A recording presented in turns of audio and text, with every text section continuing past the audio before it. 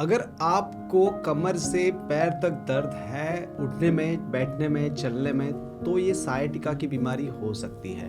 आइए जानते हैं मेरे साथ। मेरा नाम है डॉक्टर राकेश ढाके। मैं एक स्पाइन सर्जन के तौर पे मुंबई में काम कर रहा हूँ। तो सायटिका का मतलब उसके नाम में ही है। सायटिका मतलब जो सायटिक नर्व होती है उसके अलोंग जो पेन कमर से पैर में जाता है उसको कहते हैं सायटिका, क्योंकि सायटिक नर्व का ही कोर्स वैसा होता है। जब वो कमर से निकलती है तो हमारे बटक से पैर के पीछे से पैर की उंगलियों तक जाती है, और ये दर्द प्रीटी मच वैसे ही एरिया में जाता है, कमर से लेके पैर तक। अब इसके कारण क्या होते हैं? सबसे पहले तो कॉमन कारण है जब दो वर्टिब्रे के बीच में जो गद्दी होती है वो अगर अपनी जगह से हटकर नस के ऊपर दबाव करती है, तब ये नर्व को इरिटेट करता है। उसकी वजह से नर्व के अलोंग ये पेन सायटिक नर्व के थ्रू ट्रैवल करता है। दूसरा होता है लंबर कनाल स्टेनोसिस। ये भी एक तरह का दबाव ही है नस के ऊपर, बट इसमें एक नहीं काफी नस दब जाती है। तो लंबर कनाल स्टेनोसिस की वजह से भी सायटिका हो सकता है। स्पाइन की जो हड्डियां होती है वो एक दूसरे के ऊपर सरक जाए, जिसको कहते हैं स्पॉन्डिलोलिस्थेसिस। इसके कारण भी नर्व्स के ऊपर दबाव आ सकता है और सायटिका की बीमारी हो सकती है। इसके अलावा अगर इन्फेक्शन है, ट्यूमर है, फ्रैक्चर है, ऐसा कोई भी कारण है जो नस के ऊपर दबाव कर रहा है स्पाइन में, तो सायटिका की तकलीफ हो सकती है। अब इसका निदान कैसे करें? इसका निदान करने के लिए जनरली एमआरआई स्कैन किया जाता है। एमआरआई स्कैन में नस, गद्दी, जो सॉफ्ट टिश्यू होते हैं वो काफी अच्छी तरीके से दिखते हैं।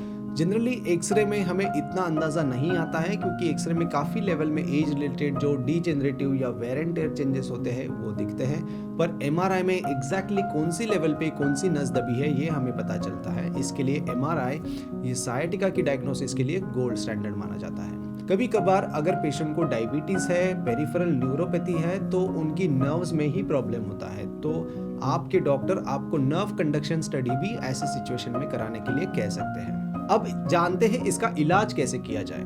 देखो, सबसे पहले तो जब मरीज हमारे पास आते हैं तो हम उन्हें कहते हैं कि आप टैबलेट्स और फिजियोथेरेपी से काफी हद तक इनको कंट्रोल कर सकते हो। इसके लिए हम पहले जो टैबलेट्स देते हैं वो होते हैं पेन किलर्स, दूसरे होते हैं न्यूरोपैथिक मेडिकेशंस, मतलब जो नर्व्स के ऊपर एक्ट करते हैं, और कुछ हम उनके लाइफस्टाइल में मॉडिफिकेशंस लाते हैं, जैसे ज्यादा समय तक बैठे नहीं, नीचे से कुछ उठाए नहीं, झुके नहीं नीचे, बाइक राइडिंग कम करे, लंबे समय तक ट्रैवलिंग ना करे, कमर का पट्टा लगा के रखे और फिजियोथेरेपी करें।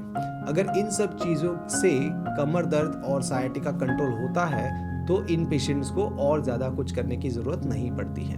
अगर कंप्रेशन ज्यादा है, नस के ऊपर दबाव ज्यादा है, तो हो सकता है कि इंजेक्शन द्वारा भी ये पेन ठीक किया जा सकता है।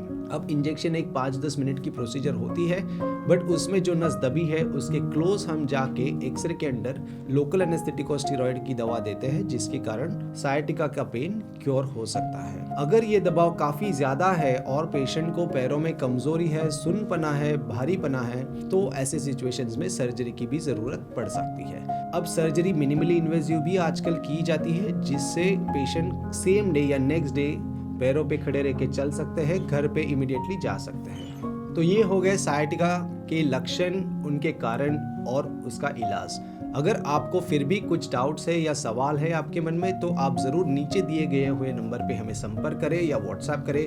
हम कोशिश करेंगे कि आपके सारे सवाल का हम जवाब दें, और अगर आपको यह वीडियो पसंद आया है तो जरूर लाइक और सब्सक्राइब का बटन हिट करें। Thank you so much.